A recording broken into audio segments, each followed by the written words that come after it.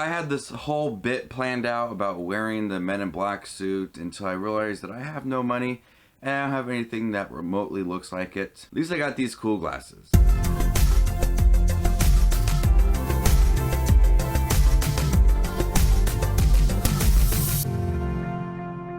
Men in Black International is the fourth Men in Black film, and this does not star Tommy Lee Jones and Will Smith.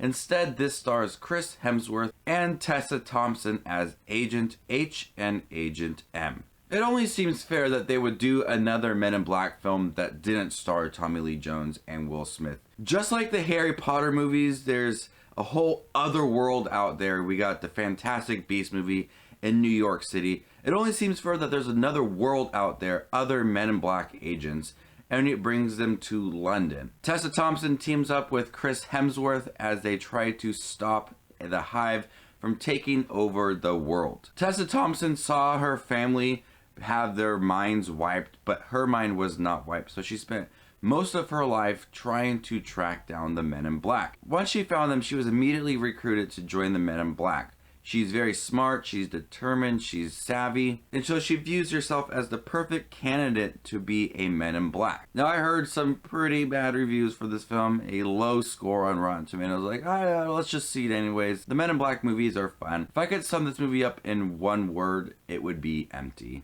Men in Black International is not a terrible film, but there's nothing really good about it either. It's just hollow and empty. There's nothing really exciting about this movie. There's nothing that stands out. There's not that one scene that's amazing or a lot of fun. Chris Hemsworth and Tessa Thompson are good in their roles. They are good actors.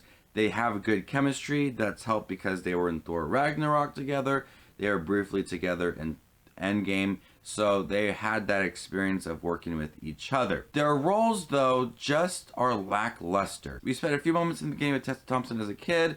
Then we get to see her try to track down the Men in Black. Then she immediately joins the Men in Black. There's not a lot of time for her to struggle to find the Men in Black or use her skills to try to find them. And once she joins the group, they really don't get to utilize her skills that she has right away. And she has to stand by the side of Chris Hemsworth because he's regarded as a top agent, and so she just kind of overshadows what he does. Kumail Nanjiani is also in this movie as a small little creature. He's pretty funny in the movie.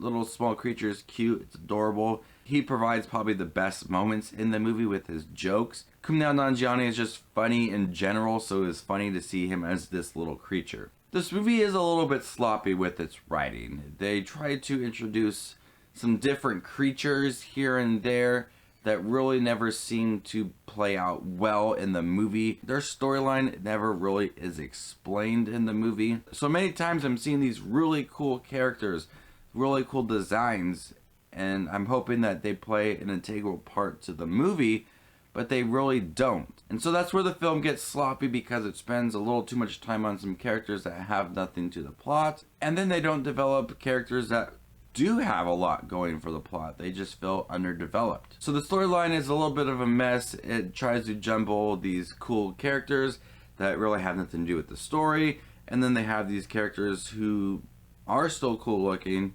but are supposed to have a lot, I guess, to the story, just not a lot of writing going for them. After leaving Men in Black International, I just felt blah about the film. It's not a really exciting film. It's kind of boring at times. I saw this at a 10 o'clock showing for IMAX, and I tried so hard not to fall asleep. The Red Bull did not help me in the beginning of the movie. I just expected more from this movie. I expected some good comedic performances from Tessa Thompson and Chris Hemsworth. They were serviceable in their role. They're fit, they're good looking for the movie, but they don't do much to the movie to make it exhilarating or entertaining.